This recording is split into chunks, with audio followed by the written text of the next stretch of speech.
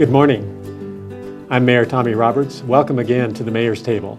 My guest this morning is our Chief of Police here in Farmington, Steve Hebbe. Steve, welcome. Thank you, Mr. Mayor.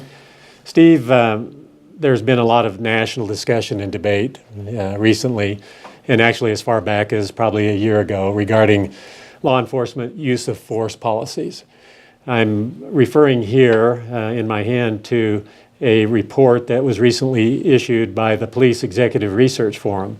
It's a Washington-based think tank, in which they've unveiled a proposal that would result in law enforcement agencies considering a change in the use of force policies, recommending that they adopt a new standard, not simply relying on the old standard, which is sort of the reasonable man's approach to use of force, but instead emphasizing a deceleration of use of force and taking use of force steps in incremental measures.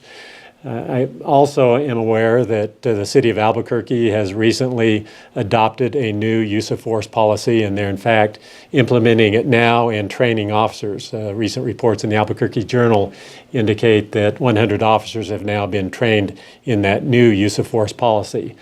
I think it's all relevant to citizens and communities. I think that the Farmington Police Department has actually been ahead of the curve in considering use of force policy. And it's all a very fine line to walk, in my opinion, because officers are out there on a daily basis, risking their lives, having to make quick, snap judgments under very stressful circumstances under which they're under much duress. I want you to talk a little bit, if you would, about the evolution of the use of force policy within the Farmington Police Department.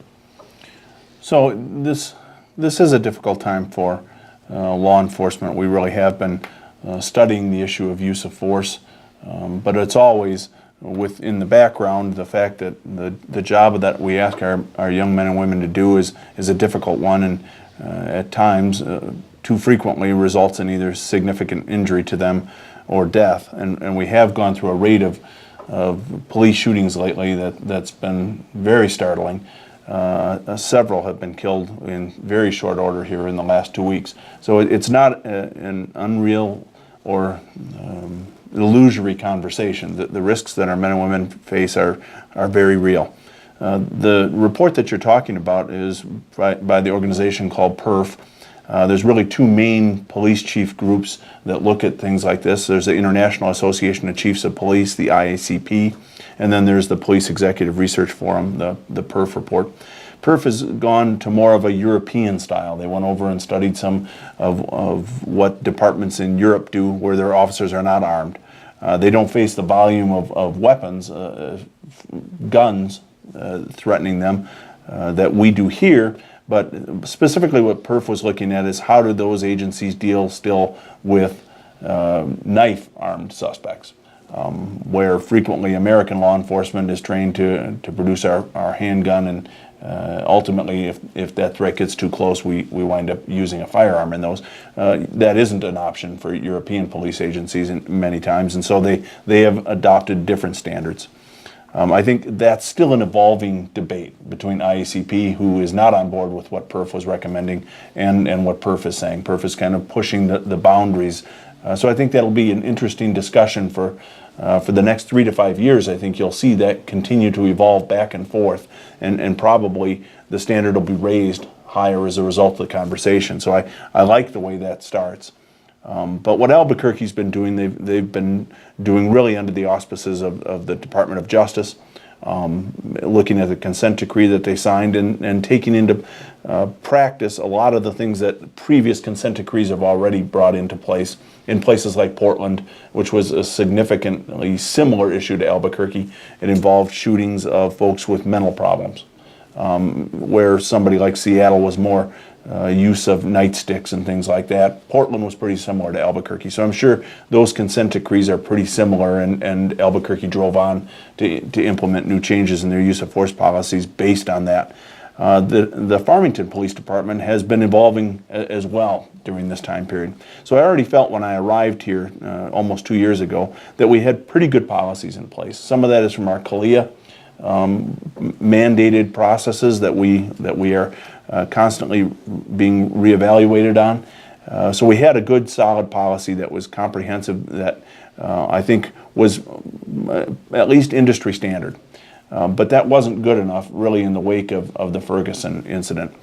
So that's already a year and a half ago that Ferguson happened in August of 2014. And we've been looking to revise our policy in a couple of different ways. First of all, on the focus on de-escalation.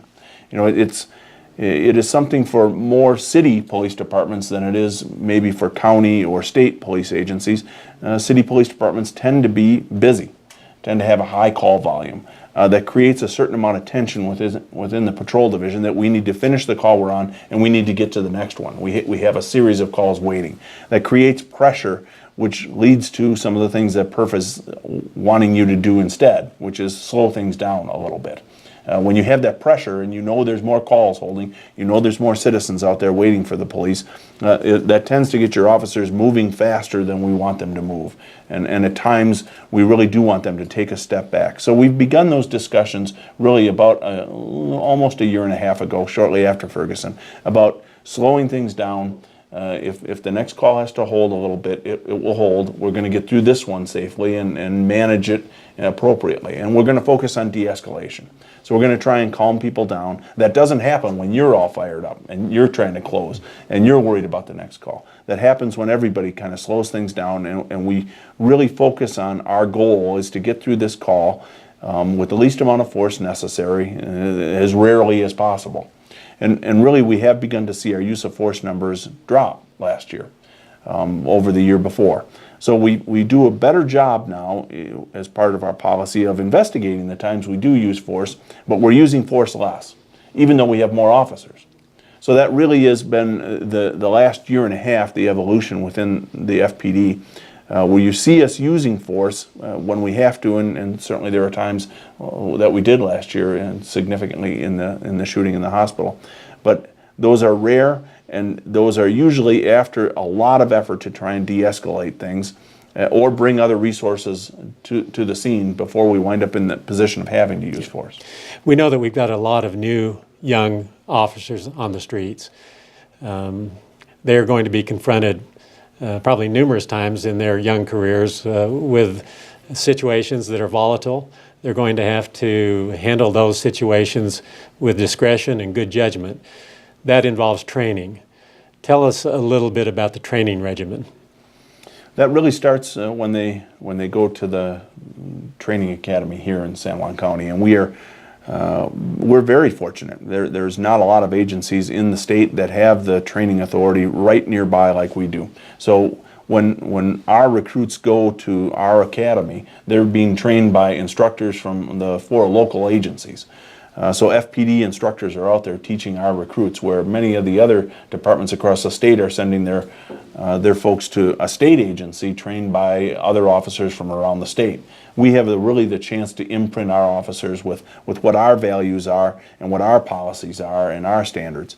So it really starts there. It continues on, though, at FPD. We do have a very heavy emphasis on training. We have a robust training budget because we recognize if we're not investing on the front end on teaching these folks how they're going to cop for the next 5 to 10 years, it will have consequences for us. So we send our folks out to training outside of the area as well to get the state-of-the-art stuff, and we bring that stuff back here. But we're also doing something right now. So Albuquerque completed and has begun to roll out their policy. We have contracted with an outside vendor to revise our policies, our use of force policies, to be in line with the Department of Justice consent decrees. And he will be coming here in April, and we'll begin training our entire patrol division. Hopefully by the end of June, we'll have the entire department trained in our new use of force policies, which will be state-of-the-art. Yeah. Steve, we could talk a number of hours about department policies. I think it's very important that we do at least make an attempt to inform our citizens about this very important policy issue. And I want to express my appreciation to you for assuming that leadership role that has brought the Farmington Police Department forward in the evolution of use of force policy. I appreciate the work that all of our officers do on the streets. I appreciate the hard work. I appreciate the sacrifice and the risk that they subject themselves to. So it's not an easy issue to deal with. There's probably no right answer, probably no wrong answer, but I do appreciate the idea that we are going to take steps of force in incremental steps, and that we're looking at de-escalating the volatility of the situation. And I think that's attributed to leadership in the police department. So thanks for being here. Thank you, sir. We'll have you another time. Maybe we can continue this discussion or expand it in some way. I want to thank all of you for listening in this morning. We'll look forward to seeing you at the next mayor's table.